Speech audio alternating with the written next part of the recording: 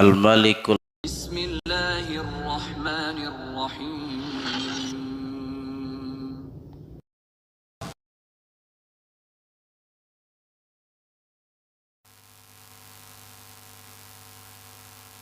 Qala Allah Ta'ala fil Qur'anil Karim. A'udzu billahi minasy syaithanir rajim. Bismillahirrahmanirrahim. Wallazina idza fa'alu fahishatan aw zalamu anfusahum zakarullaha fastaghfaru lidzunubihim wa may yaghfiruz dzunuba illallah wa lam yusirru ala ma fa'alu wa hum ya'lamun. Sadaqallahul azim. Amma ba'du. Ma'asyiral muslimin,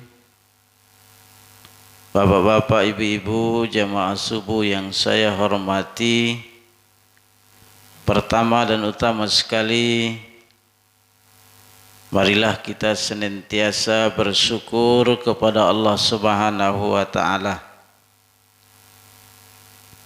atas segala limpahan rahmat dan nikmatnya juga. Di subuh yang mulia ini Allah masih memberi kita kesempatan, kesehatan dan iman, sehingga kita bisa menghadiri, melaksanakan salat fardu subuh di masjid yang kita cintai ini. Mudah-mudahan perjuangan kita melawan keinginan hawa nafsu kita, Allah berikan pahala yang berlipat ganda. Amin ya rabbal alamin. Di belakang dari itu, salawat dan salam tidak lupa kita kirimkan kepada Nabi kita, Nabi besar Muhammad sallallahu alaihi wasallam, dengan senantiasa mengucapkan Allahumma salli ala Muhammad wa ala ali Muhammad. Assalamu alayka ya Rasulullah. Mudah-mudahan salawat salam kita kepada beliau di yaumil akhirah kala, semoga kita termasuk hamba yang mendapatkan syafaat, pertolongan dari Rasulullah sallallahu alaihi wasallam. Amin ya rabbal alamin. Kaum muslimin, bapak dan ibu, jamaah yang dimuliakan Allah Subhanahu wa Ta'ala, subuh ini kajian kita beri judul makna istighfar. Jemaah yang dimuliakan Allah Subhanahu wa Ta'ala, ayat yang menjadi rujukan kita tadi sudah kita bacakan dalam surah Ali Imran ayat 135.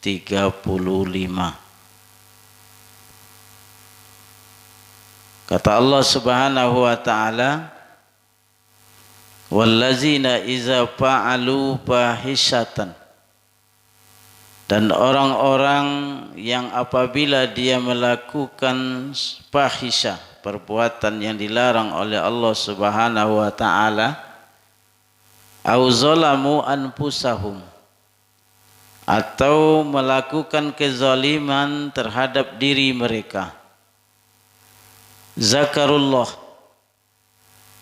kemudian dia mengingat Allah Subhanahu wa Ta'ala, seraya fastaghfaru li dzunubihim, karena dia merasa bersalah, berdosa, melakukan fahisha atau kezaliman terhadap dirinya, maka dia meminta ampun atas dosa yang mereka lakukan kepada Allah Subhanahu wa taala. Wa may yaghfiruz dzunuba illallah, dan siapakah yang bisa mendatangkan ampunan untuk mereka kecuali Allah. Oleh karena itu jemaah yang dimuliakan Allah, inilah penekanannya, wa may yaghfiruz dzunuba illallah. Dan siapakah yang bisa mendatangkan ampunan untuk kita kecuali Allah. Oleh karena itu jemaah yang dimuliakan Allah Subhanahu wa taala, setiap manusia,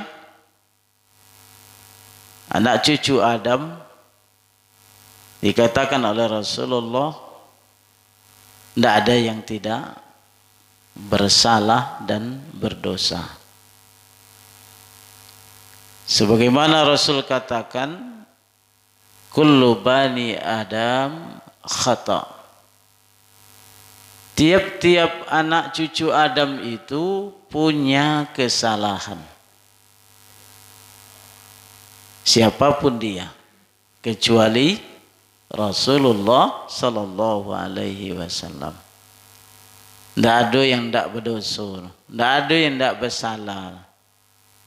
Manusia satu-satunya yang dijamin tidak bersalah adalah Rasulullah, Nabi kita Muhammad sallallahu alaihi wasallam. Di kullu bani Adam khata. Tiap anak cucu Adam itu punya kesalahan. Siapa yang terbaik dari orang yang bersalah itu? Wa khairul khata'ina tawwabin. Sebaik-baik orang yang bersalah, orang yang menyadari kesalahannya, lalu dia bertaubat, minta ampun kepada Allah Subhanahu wa taala. Oleh karenanya Rasul memberi motivasi kepada kita bersama berkenaan dengan meminta ampun ini. Dalam hadis Rasul itu dikatakan tidak kurang dia dalam sehari meminta ampun kepada Allah 70 kali, bahkan sampai 100 kali. Kenapa? Karena meminta ampun itu berarti kita menyadari bahwa kita telah melakukan kesalahan dan dosa.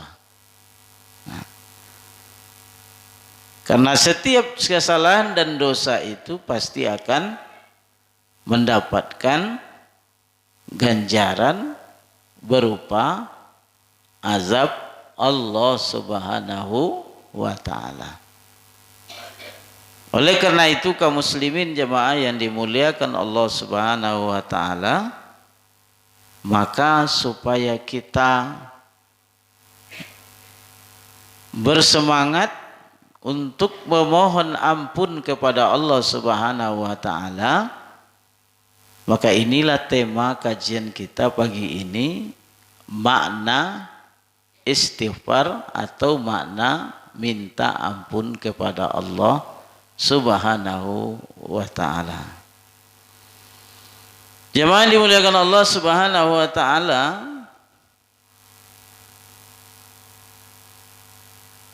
Ibnu Taimiyah mengatakan, wallahu subhanahu ja'ala mimma yu'akabu bihin nas ala dzunub silbul huda wal ilmun nafi'.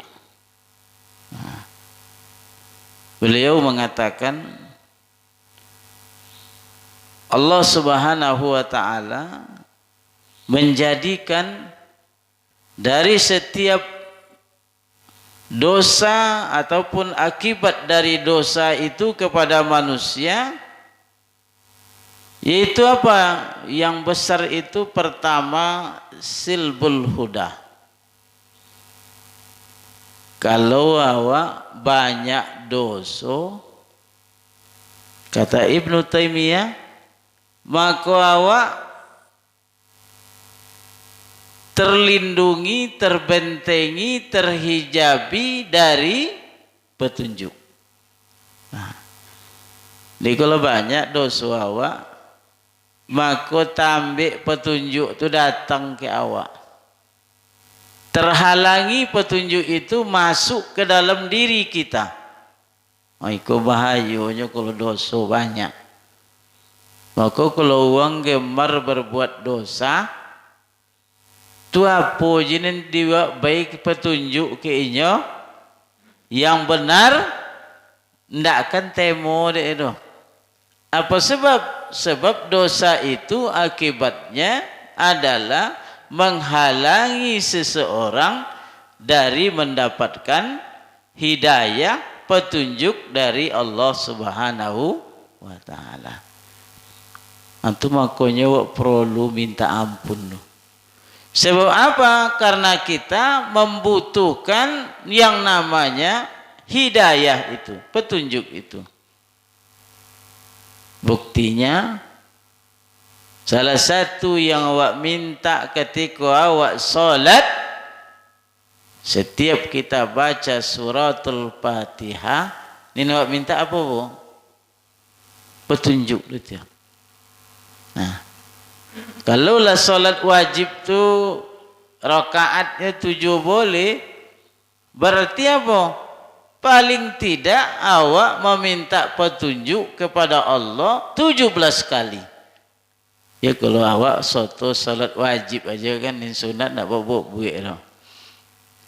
Nah, ini menunjukkan bahwa kita ini dalam hidup perlu mendapatkan petunjuk Allah Subhanahu wa taala.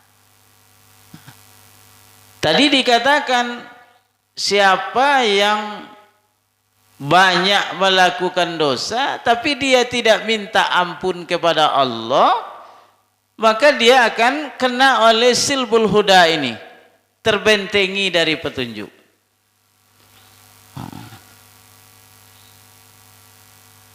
Kalau tidak dapat petunjuk Allah ke Pak, dunia ini gelap bagi kita.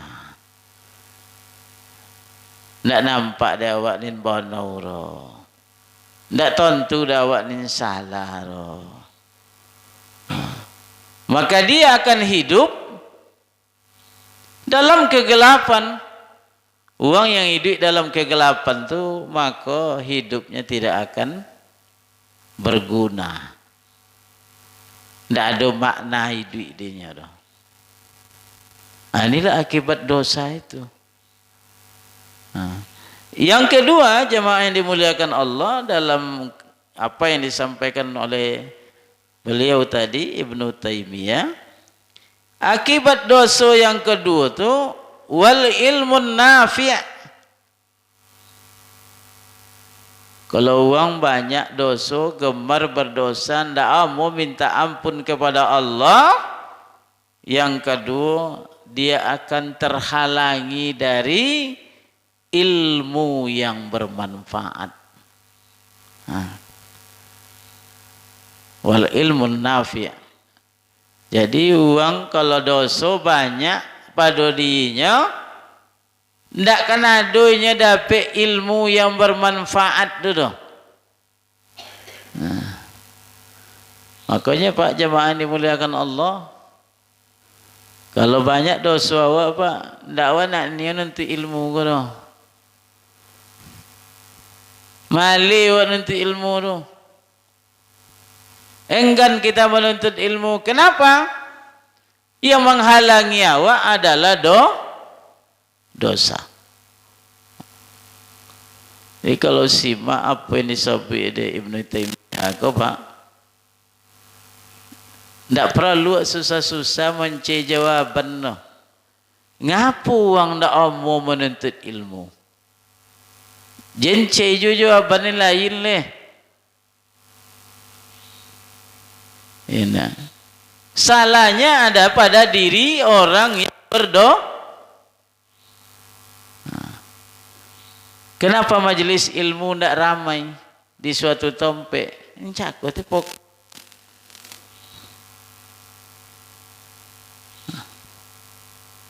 Itulah jemaah dimuliakan Allah. Jadi awak tidak mau mereka-reka bahasa orang kini tu menduga. Tidak ada duga-duga. Jelas kalau awak banyak dosa, tidak mau minta ampun kepada Allah, petunjuk terhalangi, ilmu terhalangi juga. Padahal ilmu nafi' ke ilmu yang bermanfaat ke perlu deh awak pak. Awak ke kalau nak dapat ilmu dari bermanfaat ke dalam hidup pak, maka hidup awak ke tanpa arah. Sebab apanya ilmu ke yang jadi pedoman awak. Maka kalau dalam beramal disebut al-ilmu imamul amal wal amalu tabi'uhu. Ilmu itu adalah imamnya amal. Di depan dia imam nu. Bila imam kau di belakang, lah mati awak. Kalau masih hidup awak, imam tu pasti di depan. Kalau lah mati, wah bokodo, imam tu di belakang jenazah. Jadi artinya apa pak? Ilmu tu mesti di depan selalu. Kenapa? Karena kita hidup ini perlu mendapatkan ilmu. Sebab ilmu itu disebut juga al-ilmu nurun. Ilmu itu cahaya. Bapa awak nak berjalan di depan tu kegelapan. Kalau tidak ada cahaya, lebih bisa jalan? Tidak. Kaum muslimin jamaah yang dimuliakan Allah Subhanahu wa taala, maka dua penting ini mesti kita ingat. Kata Ibnu Taimiyah, apa sebabnya awak kok terhalang dari petunjuk, terhalang dari mendapatkan ilmu yang bermanfaat? Tidak ada jawaban kecuali dosa. Jadi semakin dosa banyak, semakin terhalang petunjuk juga dari Allah kepada kita. Semakin dosa kita banyak, maka semakin tidak akan dapat dia awak ilmu yang bermanfaat. Jamaah subuh yang dimuliakan Allah Subhanahu wa taala, bagaimana tadi dosa itu menghalangi kita dari mendapatkan petunjuk. Maka kalau awak terhalangi dari petunjuk, pertama akibatnya sulit awak mendapatkan nasihat, sulit awak menemu nasihat. Apa dia sulit pak? Nya tadi petunjuk tidak bisa datang ke awak, maka awak sulit mendapatkan nasihat. Kok ada nasihat? Nasihat itu tidak ada makna, tidak ada guna, berlalu begitu saja.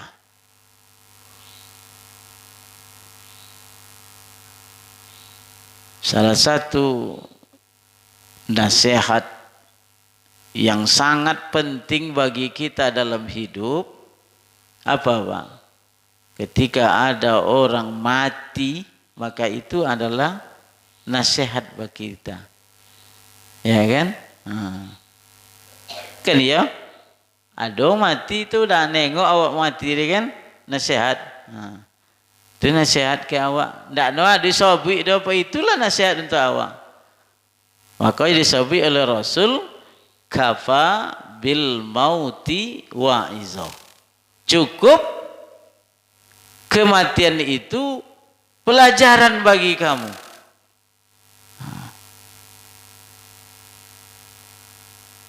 Tapi kalau orang banyak dosa, dia akan berpikir lain. Ndak tak konang dek do bosuinyo kan condo itu loiswo. Apa yang bekal yang lawak siapkan untuk condo iko? Kalau awak berada pada sisi itu nanti, udahkah kita punya bekal? Amal lah do, kebaikan lah banyak. Tapi bagi orang yang yang banyak dosa, bagi orang yang banyak dosa, ndak kena ada manfaatnya. Pai nengok mati pai, tapi nasihat untuk inyo ndak ada.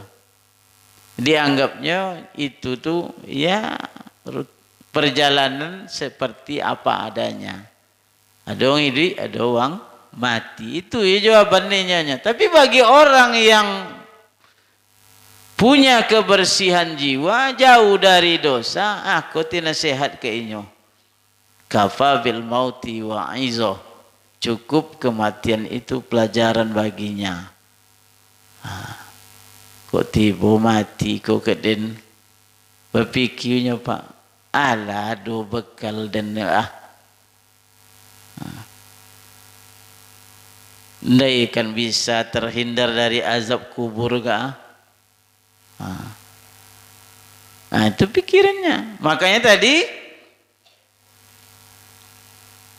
silbul huda, uang itu kan perlindungan dari petunjuk akibat dosa. Buktinya uang itu tidak bisa menemo nasihat, sulit menerima nasihat. Bukan itu saja, tidak bisanya menerima petunjuk itu. Akibat yang kedua adalah kalau orang banyak dosa, maka dia berat sekali untuknya beramal. Maka kalau awak Pak tasu dia awak mali beramal kok. Itu adalah alamat dosa awak banyak. Kena do masuk dalam dia awak kan sogan dia so mali. Tibo je sogan no. Nak baca Quran tibo je malir. Nak salat sunat tibo je malir. Nak berzikir setelah salat bui, nak copek je nak apa. Tidak lain dan tidak bukan itu akibat dosa kita. Karena dosa tadi menghalangi kita dari petunjuk, maka akibatnya dua jadi. Sulit menemu nasihat, kedua mali beramal.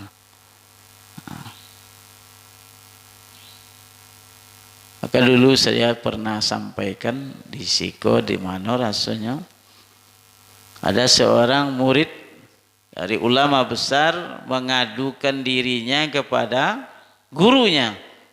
Wahai guru, biasanya ambo bisa bangun malam. Malam tadi ndak ambo terjaga dah. Ndak ambo salat dah. Apa sebabnya? Gurunya yang jawab, apa dosa yang telah engkau lakukan di siang hari? Di konang-konang deh, iyo tiada dosa tabuik dia tanpa dia sengaja. Ikulah yang menghalanginya jago malam untuk beribadah. Cik dosanya pun tak banyak cina awak tu. Makanya tak amunya tu mali. Maka tadi kalau bawa kepada yang kita sebut tadi, dosa itu menghalangi kita dari petunjuk, antara lain akibatnya malas, enggan beramal. Jadi kalau tiba masuk mali wa ibu, itu alamat ibu. Alamat kita dalam keadaan berdosa. Nya dosa ko dia membuat awak malih.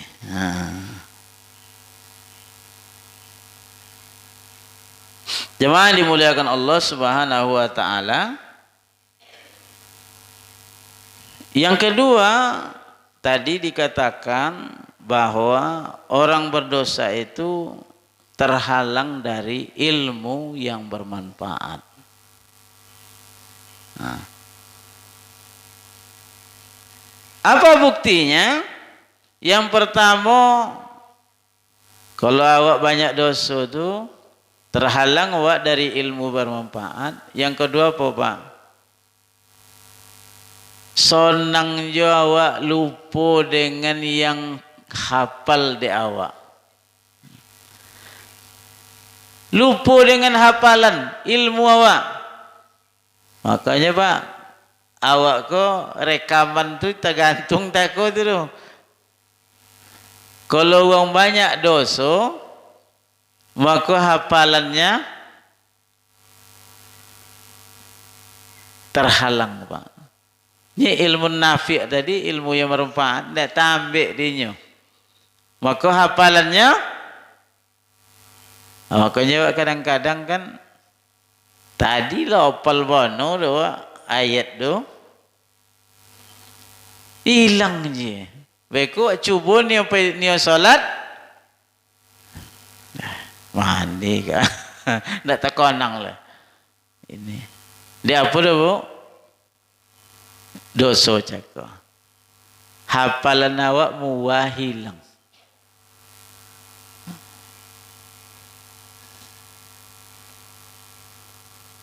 Maka kalau orang yang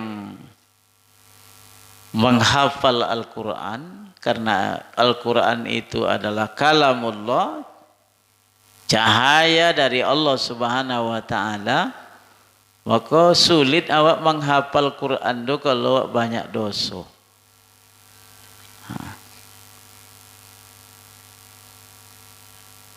Payah Bu, hilang hafalan deh. Misalnya kita berjalan, nampak oleh kita sesuatu yang tak boleh kita lihat.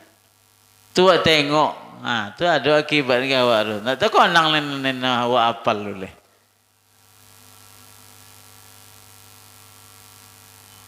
Maka itu salah satu hikmahnya kalau menghafal itu kan, kalau dulu sekolah disuruh menghafal itu sudah solat subuh. Ketika itu kita sedang belum banyak dosa, maka cope awak menangkuk.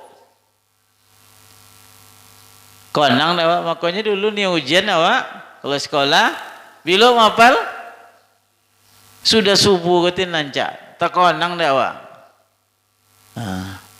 Kenapa ketika kita selesai solat berarti dosa kita diampuni oleh Allah? Insya Allah kalau solat watemo, yakin awak lah ditemu oleh Allah, maka menghafal dalam keadaan bersih dari dosa itu, maka hafalan awak kuat.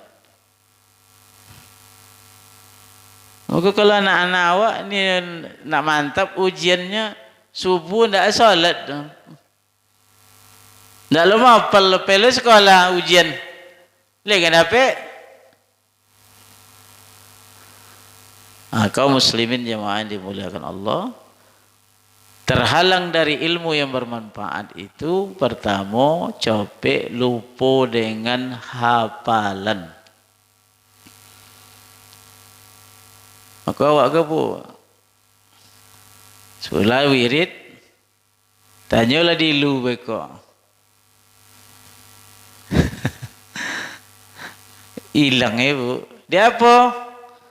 Dia mulai kalau dari pintu rula mulai awak berbuat do.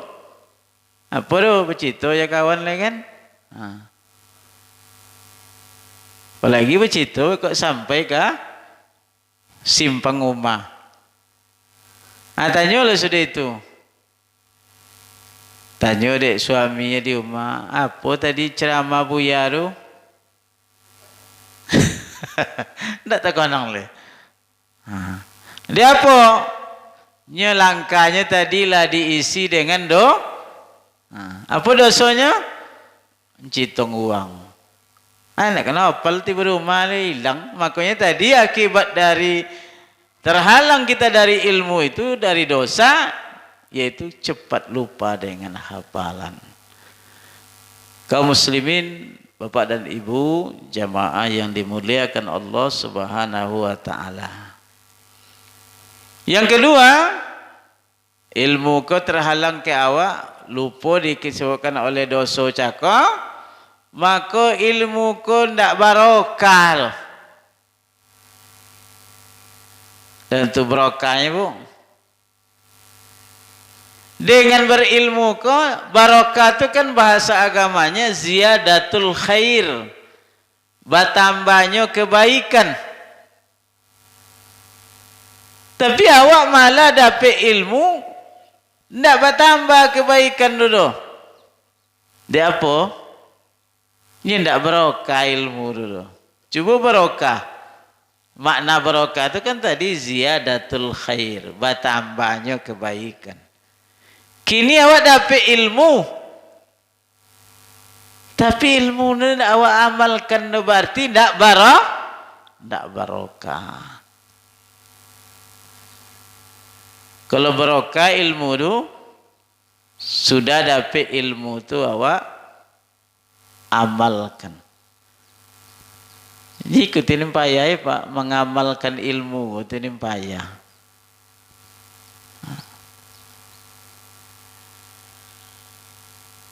Kita banyak punya ilmu Pak, tapi diamalkan itu yang susah. Saya yakin dan percaya, contoh, tidak ada awakku yang tidak tentu doh. Keutamaan solat subuh berjamaah. Tanyalah ke uang, pasti tentu saudara. Keutamaan salat sunat sebelum subuh atau salat sunat fajar, tanya ke uang, pasti tentu deh Pak, pahalanya. Duduk berzikir setelah salat subuh sampai suruk, tanyalah apa pahalanya, pasti tentu deh uang. Bukan tidak tahu, tapi tidak barokah. Dia apa tidak barokah? Dek dosa.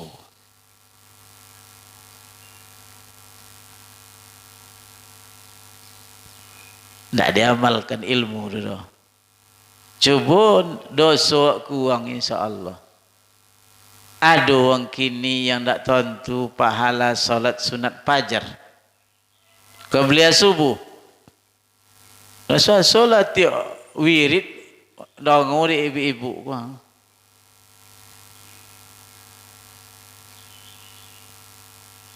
Man shalla salatal fajri rak'ataini ka ajruhu minad dunya wa ma fiha. Siapa salat sunat fajar 2 rakaat, diberi balasan seperti dia mendapatkan dunia dan sesuatu tidak ada orang tak tentu Pak. Tapi kenyataannya kalau tidak apa berjamaah subuh doh, tidak kan ada salat sunat fajar dulu.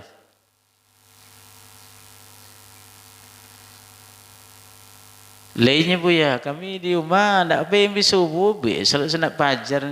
Itulah hebat Ibu. Lah hebat nomor. Ini subuh je tahu je mana 60 cara nak fajar le. Fajar dulu tibu. Boleh le Pak. Jadi kini hal ada kayak fajar kan, salat apa Isra kan, tabib matahari. Awak bukan ada salat subuh. Bila lah kan fajar le tu.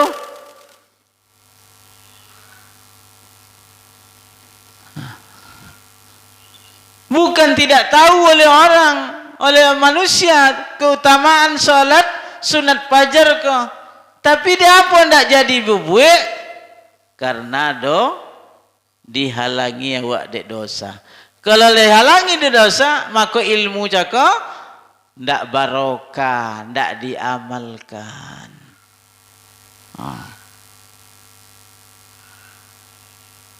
Aku banyak terbalik. Salat jemaah aku yang paling godang pahalanya Isya dan subuh. Tapi masjid paling banyak jemaahnya maghrib. Dia tengok Pak. Cuba lepas jalan.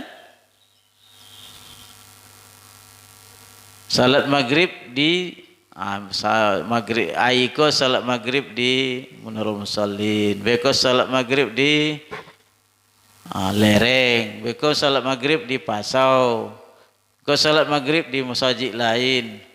Pasti ramai Pak, bapak dan ibu. Tapi ketika salat subuh ramai. Salat Isya dia bagi orang munafik, kata Rasulullah, salat yang paling baik itu Isya dan subuh. Makanya Pak, awak tidak mencap orang yang tidak berjamaah subuh berjamaah itu munafik, tidak. Nya Rasulnya Bu, salat yang paling berat bagi orang munafik adalah salat Isya dan subuh. Terjemahkan jelas di awak tu. Kalau lah Isya ndak ada uang le Pak.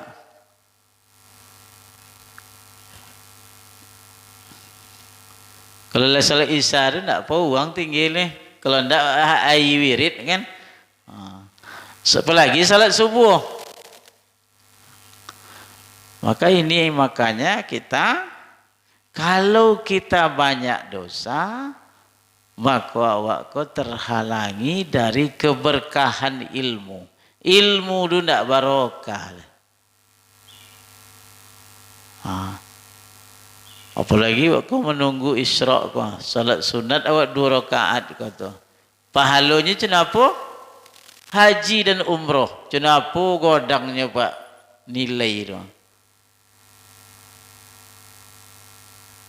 97 juta biaya sampai ke Mekah. Kalau dibayar semuanya oleh tapi dengan dana optimalisasi banyak dia po 55 sekian membayunya. Jadi 25 awal tambah lo misalnya 20 kemudian 25 lo kemudian.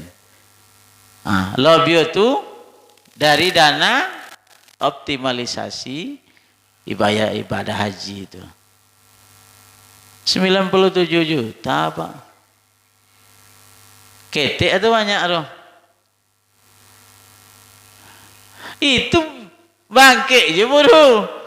Lu nawak le nak membeli cek kuniong, golang, minyak wangi, lapiok permadani, lapiok sembayang, ni pulang. Ya, baju, gamis, jubah, boli kupia, peci, berapa biaya Pak Sodo Pak? Alulah awak nak boli, kadang kan awak nak boli jam lu sitan kan. Alulah nak boli kamera lu sitan kan. Macam-macam. Begitu besarnya biaya. Kalau mabrur, insya Allah ya nak surga. Tapi awak tidak bisa menduga-duga awak mabrur itu tidak. Ya nak. Yang penting nampak ada perubahan.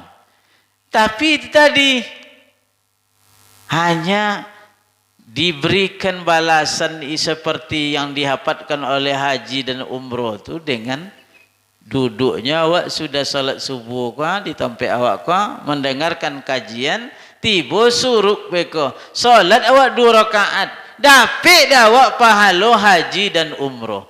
Ndak je awak ni orang dapur leh. Bukan karena tidak tahu, tentu dah awak sodornya. Iya bu. Pahala duduk tu. Man shalla salatal subhi ma'al jamaah. Siapa yang salat subuh berjamaah. Summa qa'ada. Kemudian dia duduk di tempat salatnya. Yazkurunallah, dia ingat kepada Allah. Duduk tu sambil mengingat Allah. Hatta tatlu as-sams, sehingga datang terbitnya matahari. Summa salli rak'atain, kemudian dia salat 2 rakaat. Ka ajruhu hajjatan wa umratan tammah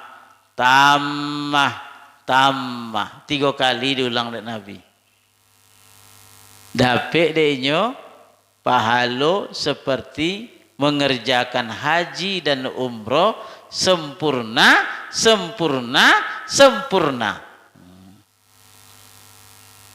Tapi apa buktinya bu? Apa buktinya? Cuma ikuti bukti. Ndak tentu dek masyarakat tu, dek orang Islam tu tentu, tapi ndak buat. Kalau ndak dibuat berarti ilmu ndak barokah. Dia apa ilmu ndak barokah? Dia awak banyak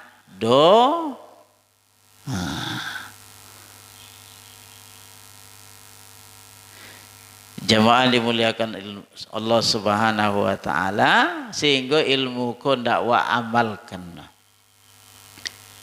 Ndak diamalkan ilmu. Kalau tidak diamalkan ilmu ku, kalau ndak diamalkan lah toleh dah kan. Al ilmu bila amalin kasajaratin bila samarin. Ilmu kalau tidak diamalkan seperti pohon yang tidak berbuah. Nyadonya pohon godang, daunnya rindang, tapi buahnya ada guna bu? Tidak ada, kecuali hanya untuk berlindung. Jadi itu je ilmu banyak di awak pak, tapi tidak awak amalkan loh. Jadi tadi dia.